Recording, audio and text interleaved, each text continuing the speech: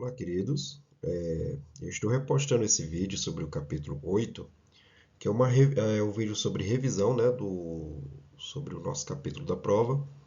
Alguns alunos falaram que no final do vídeo original teve um probleminha no final, ele ficou congelado, ele ficou travado. Então, qual é a minha ideia? Reduzir um pouco o tamanho daquela aula de revisão sobre o capítulo 8, né? Jogar novamente no YouTube para vocês e para evitar, né, que passe alguma informação que talvez eu possa considerar importante. E já que o vídeo original deu problema, né? Então por isso que eu estou refazendo aqui para vocês o mesmo vídeo sobre o capítulo 8, só que assim em outro arquivo para ver se dessa vez não tem nenhum problema. Sobre o vídeo do capítulo 10 não houve nenhum problema, é apenas um probleminha que houve no final do vídeo do capítulo 8, tá certo?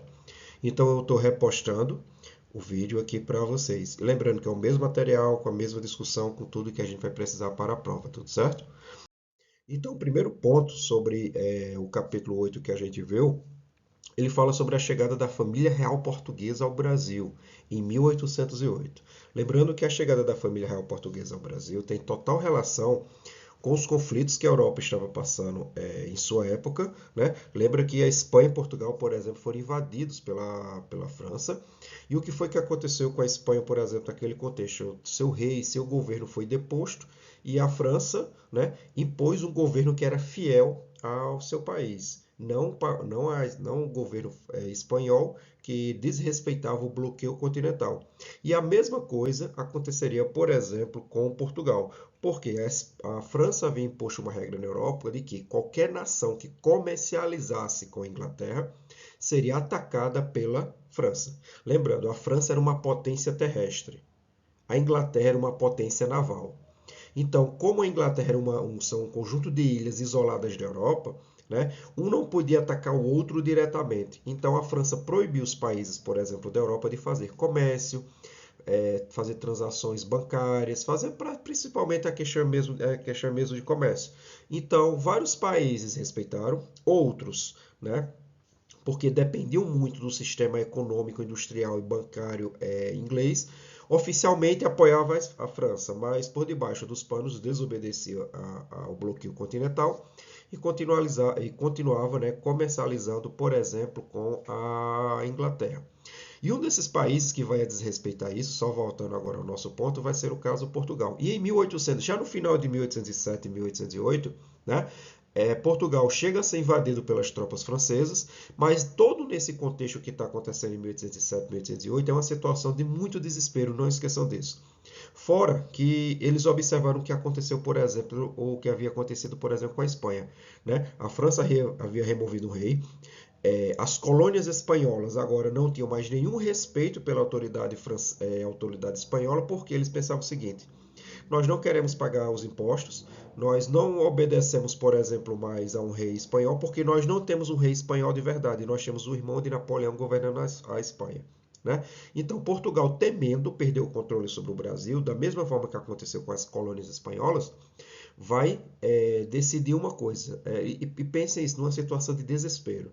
Né? O que é que sobrou para a família real portuguesa, para a nobreza portuguesa, para os altos funcionários, por exemplo, do governo português? Sobrou apenas uma coisa: fugir de Portugal. E qual era a sua colônia mais importante? Era o Brasil. Mas vocês devem lembrar, naquele capítulo anterior que a gente falou sobre a Inconfidência Mineira e sobre a Inconfidência Baiana, que o sistema colonial português já estava apresentando problemas. Portugal já percebeu o seguinte, né? A gente tem que ter um pouco de mais cuidado com isso, porque nós não podemos perder a nossa principal colônia, que era o Brasil. Então, desde a Inconfidência Mineira, desde a Inconfidência Baiana, a gente chama isso de crise colonial do sistema português. Né? Então, o que é que vai finalizar isso tudo? A chegada da família real no Brasil. Porque a partir do momento que a família real portuguesa vive no Brasil, o Brasil agora é elevado não a uma categoria mais de colônia, ele se torna sede do reino. Então, principalmente o Rio de Janeiro vai passar por uma série de mudanças, principalmente numa modernização da estrutura da cidade. Lembrando que não só veio 10, 20, 30, 40, 50, 100 mil, 2 mil pessoas.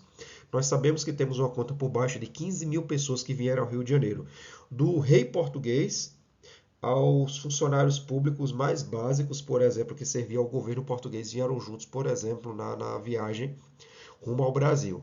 Lembrando, eles foram os primeiros a vir e as outras pessoas, né, acabaram vindo meses depois. Lembrando, era uma viagem que durava 3 meses. No livro, né, estudem isso no livro, por favor. Né? Era uma viagem extremamente difícil, né? Enfim, passar 3 meses no mar, né? Enjoados, doenças, aquela coisa toda. Finalmente, por exemplo, eles chegam ao Brasil. Então é interessante que uma das coisas, por exemplo, que vai mudar bastante no Rio de Janeiro, primeiro é uma questão da própria urbanização da cidade. Era uma cidade sem coleta de esgoto de água, era uma cidade sem bibliotecas, era uma cidade que, por exemplo, não tinha um comércio muito bem organizado, era uma cidade que não havia grandes bancos, era uma cidade que o porto assim, era muito antiquado. O que é que eu quero dizer? A chegada da família real levou a uma modernização do Rio de Janeiro. E essa imagem, por exemplo, que vocês observam, acho que vocês já devem ter visto uma coisa muito parecida naquela série, por exemplo, de filmes que eu acho que alguns de vocês gostam, por exemplo, que é o próprio Harry Potter, né? Que, por exemplo, eu acho que eu já falei isso para vocês, né? Aquela autora, né, dos livros, né, e a produção do filme se inspirou, por exemplo, nisso, que ela estudou muito tempo em Portugal, né, ela conhece o Rio de Janeiro, etc. E ela pegou toda, por exemplo, a arquitetura de bibliotecas, de escolas, né, de mosteiros, por exemplo, portugueses, misturou com os ingleses e criou, por exemplo, aquele ambiente, né? Então, por exemplo, essa biblioteca que vocês veem, por exemplo, é chamado, né, oficialmente, né, Gabinete Real de Leitura do Rio de Janeiro. Né? Resumindo para vocês, era a biblioteca que foi trazida de Portugal para o Brasil. Lembrando, livros é uma forma de capital, é uma forma de valor também. Então veja, eles não só trouxeram pessoas, trouxeram animais, trouxeram livros, trouxeram engenheiros, trouxeram militares, trouxeram armas, permitiu a construção de fábricas. Então eu só trouxe esse exemplo para vocês verem, para vocês entenderem, né, que essa cidade chamada, por exemplo, Rio de Janeiro, né, ela é uma cidade assim que passou por diversas mudanças, mas há um choque, por exemplo, nisso tudo aqui, né, que assim eles chegam numa sociedade que era a sociedade entre aspas brasileira, porque a gente não pode chamar que existiam brasileiros ainda, né, que era uma sociedade que foi montada e mantida à base da escravidão, da violência. Né? Então, assim, quando a gente for ver no capítulo 10, que a gente já começou as aulas sobre o capítulo 10, vocês vão perceber que, assim, que a independência para a população negra, para as mulheres, para os homens pobres, brancos inclusive, para os pequenos comerciantes brancos, para os comerciantes de tamanho médio, né, que a gente poderia chamar, na época, a vida deles não vai mudar, por exemplo, com a chegada da família real portuguesa. Não vai mudar sequer com a independência do Brasil. Porque a independência do Brasil, como a gente começou a ver, como a gente já começou a estudar, né, ela foi um programa, um projeto político feito para uma elite. O que foi que mudou na vida? Vou fazer sempre essa pergunta para vocês. O que foi que mudou na vida de um escravo, uma mulher, um homem ou um negro, no dia 8 de setembro, um dia depois da nossa independência? Aí você pode dizer, mas professor, em um dia não muda nada. Ok, vamos pensar assim, tipo 30 anos depois, o que foi que mudou? Nada. O que foi que mudou na vida de uma mulher, seja uma mulher branca ou uma mulher negra? Absolutamente nada. O que foi que mudou, por exemplo, na vida da população indígena? Nada. Né? O que foi que mudou na vida de um pequeno comerciante, um homem branco livre, ou mesmo um homem negro, uma mulher negra livre? Absolutamente nada. Porque a nossa independência foi feita para servir a uma elite colonial que apenas não queria mais obedecer a Portugal. Lembra daquela coisa quando a gente estudou sobre a independência da América Espanhola, por exemplo, sobre os crioulos? Não é que no Brasil haviam crioulos, mas nós tínhamos a nossa própria elite. E essa elite, a partir do ano de 1820, começava a perceber uma série de problemas que o Brasil já passava no seu relacionamento com Portugal. Prestem muita atenção nisso. Tá certo?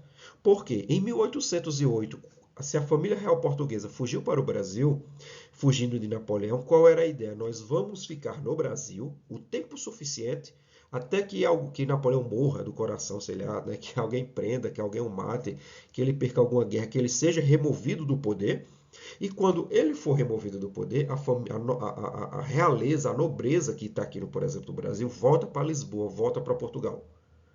Só que, em 1808, eles chegam. Napoleão deixa o poder na França em 1815. Já está batendo o ano de 1820, 1821 na porta, né, da realeza portuguesa, aqui, por exemplo, aqui no Brasil, e a nobreza e a elite portuguesa que ficou em Portugal diz o seguinte, né? Napoleão já não existe, não é mais um perigo, por exemplo, para nós. Então, se não é, por exemplo, um perigo mais para nós, por que é que o rei ainda está no Brasil? A sede original é Portugal, não é Brasil, não é aquele fim de mundo chamado Brasil. Ok? Entendam isso.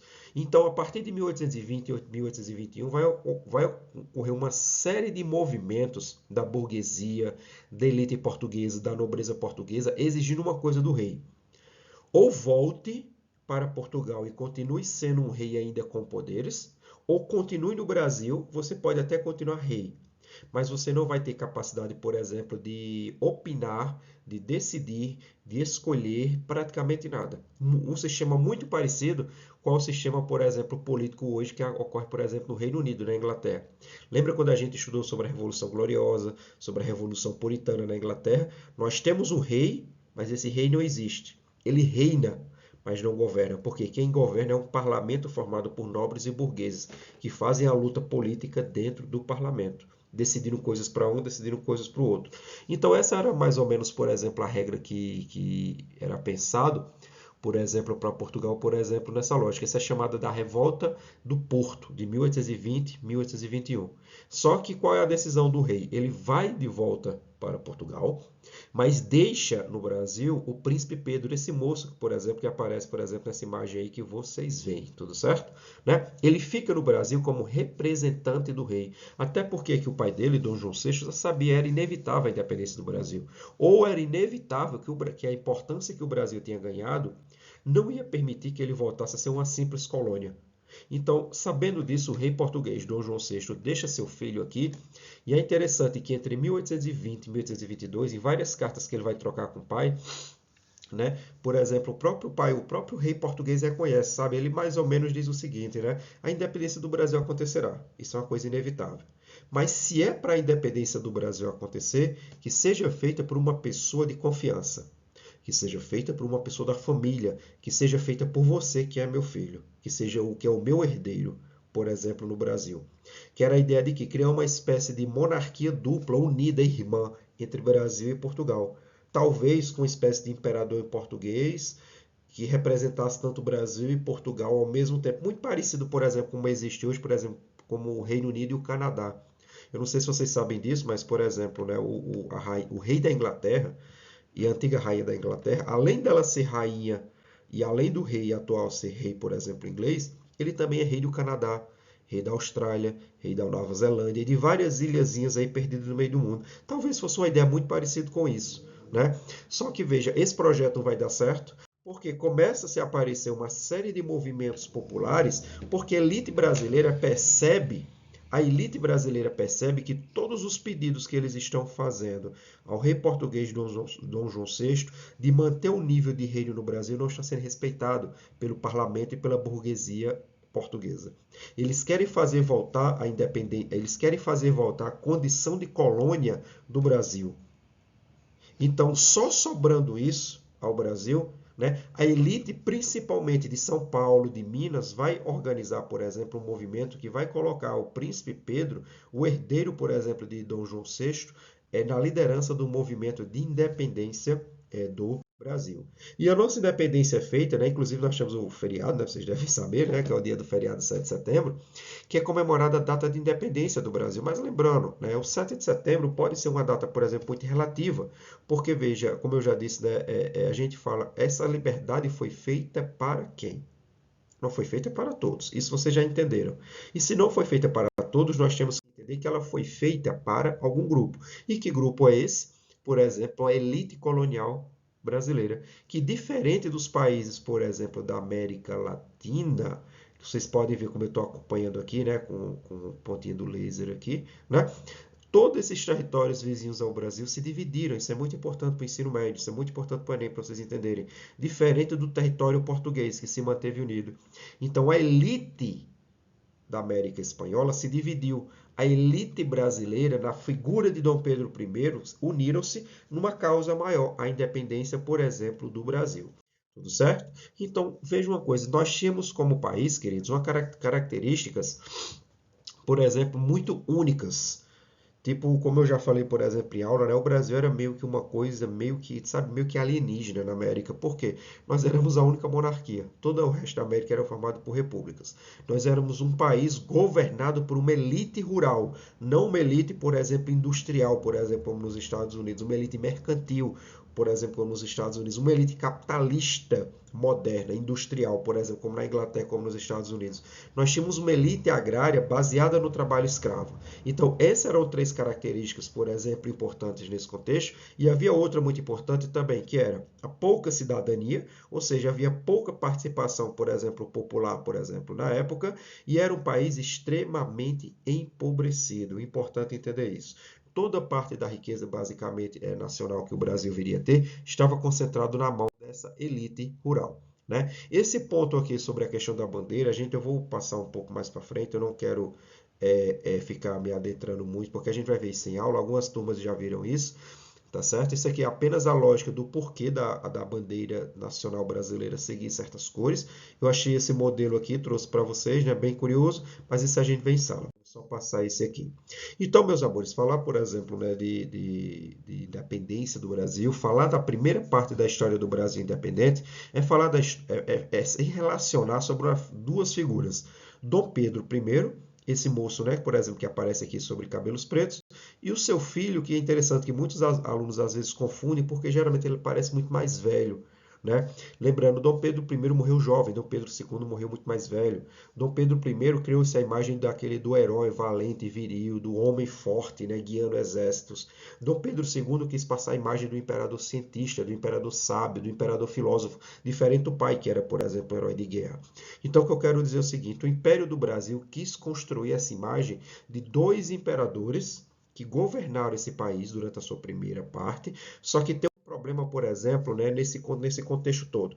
Né? O governo de Dom Pedro I não foi um governo de paz social, não foi um período de paz política, porque vejam, se nós tivemos, por exemplo, uma elite brasileira que lutava pelos interesses do que a gente chamaria da nossa nação, né? E nós tínhamos, por exemplo, uma elite portuguesa que desejava voltar, né, a condição, por exemplo, do Brasil na categoria de colônia. Então, por exemplo, essa elite desejava a manutenção, por exemplo, dos privilégios dela nessa independência. Ou seja, nós estamos fazendo uma independência, mas não é liberdade para todos. É liberdade para aqueles que são considerados cidadãos na época. Então, por exemplo, mulheres, de forma geral, não eram cidadãs, indígenas, muito menos, escravos, nem veja o seguinte: o escravo, o homem, a mulher, a criança negra não é considerado nem pessoa, nem humano, nem coisa humana. O escravo é considerado no século XIX, no Império, até o Império do Brasil, o homem, a mulher e a criança negra é considerada um objeto, uma coisa. Uma coisa. Como esse lápis. Ele é uma coisa, ele não é um ser. Se ele é uma coisa, eu posso fazer o que eu quero, por exemplo, com ele.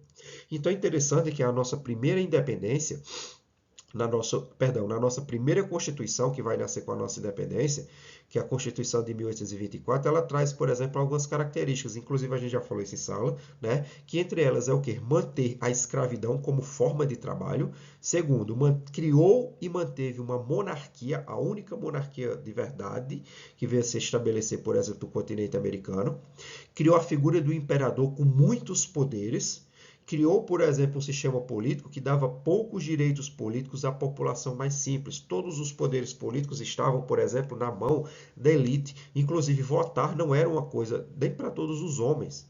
Só votava quem tinha, por exemplo, né, uma certa quantidade de renda anual. Renda, dinheiro, que eu quero que vocês entendam, riqueza. Só podia votar quem tivesse, por exemplo, uma certa quantidade de riqueza. E só podia ser eleito, por exemplo, deputado, quem tinha uma riqueza muito maior que a de eleitor. Então, veja, para votar, eu tinha que ter uma renda, uma riqueza X. Mas, por exemplo, para eu poder se me candidatar e ser eleito, eu tinha que ter uma riqueza XX. Para vocês entenderem, tinha que ter o dobro. Então, é interessante, né, que essa nossa primeira Constituição, a de 1824, ela manteve a lógica de quê? Né? Uma lógica de um país de privilégios, um governo, por exemplo, né, muito elitista e a base, por exemplo, né, da escravidão. E na nossa Constituição, por exemplo, atual, né, que é inclusive uma das mais modernas, apesar de todos os problemas que nós temos, né, é considerado, por exemplo, né, uma das constituições mais modernas do mundo até hoje. Né? E ela é baseada em três pilares importantes: cidadania, direitos políticos ao povo, noção de responsabilidade como cidadão, direitos e deveres. Bem diferente, por exemplo, da nossa primeira Constituição. É interessante, nós já tivemos 8, os Estados Unidos tiveram uma. Nós já tivemos 8, porque nós estamos nesses 200 anos formando a nossa sociedade ainda. Tudo certo? Então pense o seguinte, uma das coisas, por exemplo, criada pela Constituição de 24, era a figura, por exemplo, do poder moderador. Atenção, importante para a prova, importante para as aulas, né? O que seria, por exemplo, o poder moderador? A gente sabe, quando a gente estudou sobre iluminismo e liberalismo, por exemplo, né, sobre, se não me engano, o filósofo Montesquieu, ele fala que para um país, por exemplo, ser melhor administrado, o poder tem que ser o quê? Dividido em três. Tem que ser dividido de três formas, para evitar o quê? Tiranos absolutistas, ou que a gente chamaria hoje de ditadores, coisas assim do tipo, sabe? Então, por exemplo, ele diz o seguinte, né? Tem que existir o executivo, o presidente ou o primeiro-ministro, que vai executar o governo, que vai pôr as coisas, que vai fazer as coisas acontecerem.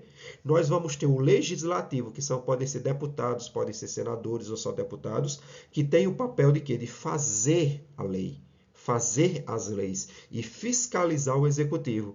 E nós temos o que? O judiciário, né? Que, por exemplo, é representado pelos juízes, promotores, né?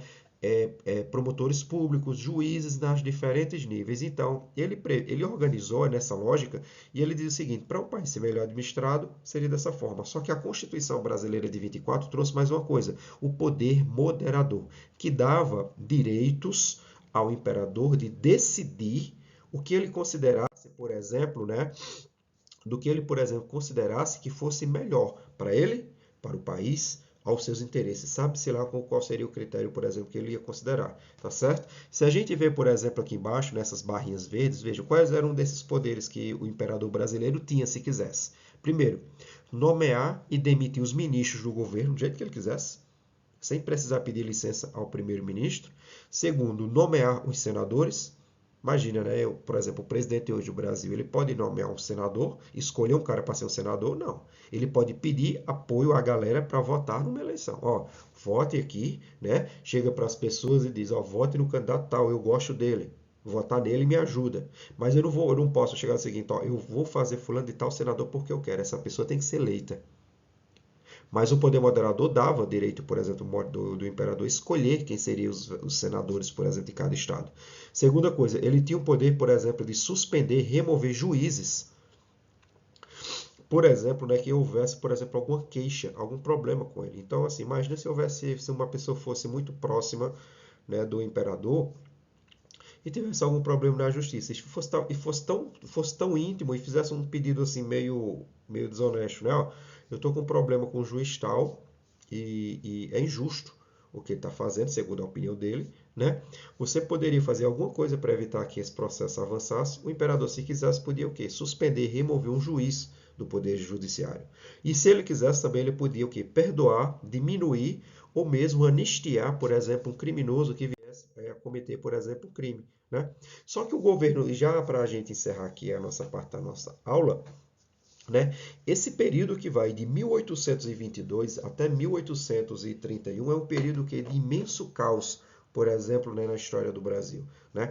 É um período de mais ou menos 10 anos que Dom Pedro I, que apesar dele, nos primeiros meses, ele ter a imagem do imperador herói, do imperador, né, que liderou a independência do Brasil, né, o herói nacional, é o cara da moeda de 10 centavos, eu sempre falo isso para vocês, né? Ele está dada a importância dele, a gente coloquei na moeda de 10 centavos. Né? Veja, ele vai governar quase 10 anos, mas veja, é um período de muito caos, porque ele vai se tornar um líder muito impopular, ele vai ser péssimo no sentido de administração, ele vai perder uma guerra que na época, né, ele vai perder, por exemplo, a guerra do Uruguai, que é a guerra do Cisplatina. Lembrando, na época o Uruguai pertencia ao Brasil. Nunca foi um território culturalmente de verdade brasileiro. Sabe, o Uruguai é meio com a mistura do gaúcho do Brasil com o argentino. O Uruguai é meio que essa mistura. né? Só que nunca foi um território bem brasileiro. E na época, ó, ser derrotado numa guerra era um problema muito sério para um país ou, por exemplo, para um presidente. Se hoje já é um problema, imagine no passado. Então a guerra foi. Ser derrotado nessa guerra causou o desgaste, deixou ele impopular e mostrou: nós temos um líder fraco. Fora que ele estava usando, por exemplo, né, o poder moderador de forma que é extremamente autoritária. Né? Então, por exemplo, eu faço essa brincadeirinha aqui, né, que a gente já fez em sala, né, que, por exemplo, ele sai do Brasil em 1831, ele abdica do trono, abdicar é deixar de governar, né? Só que ele vai deixar no seu lugar um filho de 5 anos de idade, futuramente chamado de Dom Pedro II. É interessante que ele vai para Portugal, deixa um filho de 5 anos no Brasil, futuro imperador, e vai defender essa moça, né, que aparece, por exemplo, aqui ao lado, né, vai se tornar, por exemplo, a futura rainha de Portugal, dois irmãos. A futura rainha de Portugal e o futuro imperador do Brasil eram irmãos, filhos da mesma mãe, né? É a princesa Leopoldina, essa moça, muito a gente já falou sobre ela muito nas aulas, que era esposa, né, de Dom Pedro I, né? Então veja, ela vai chegar a falecer, a gente já comentou um pouco sobre isso. Só que Dom Pedro I vai embora, por exemplo, do Brasil, deixa o trono, por exemplo, para o seu filho, só que deixa um país mergulhado no caos político, deixa com desconfiança em relação à monarquia, deixa um país que está literalmente encaminhando-se para se dividir politicamente. Por isso que de 1831 a 1840 a gente chama o período regencial. É uma época que nós não temos um imperador. Nós temos pessoas que têm a função de educar, formar Dom Pedro II e até ele ter, por exemplo, 18 anos, não esqueçam disso, né? Eles governam. Só que nesse momento de quase de 31 a 40, agora nós temos o que? Um caos generalizado no nosso país, tá certo? Então essa foi uma revisão, queridos, a gente vê mais coisas em sala, a gente vê mais comentários em sala, tá certo? E essa foi a revisão sobre o capítulo 10. Estudem, façam a atividade do módulo que eu vou deixar né, para vocês, que ao fim dará tudo certo, tudo bem? Espero que vocês tenham gostado, a aula ficou um pouco mais curta, até mais. Prazer, gente.